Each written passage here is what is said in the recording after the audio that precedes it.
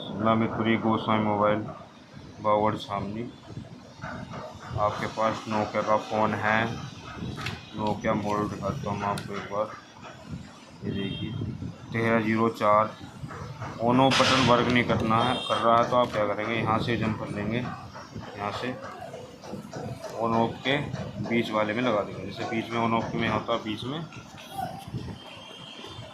बीच में यहाँ लगा देंगे ऑन ऑफ के में, तो आपका बटन काम कर जाएगा। मैं आपको दिखाता हूँ कैसे काम करता है, एक बार ऑन करता हूँ फ़ोन को।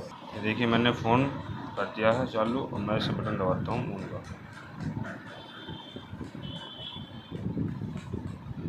ये देखिए ऑन हो गया, तो हमारा काम 100% ओके हो जाएगा।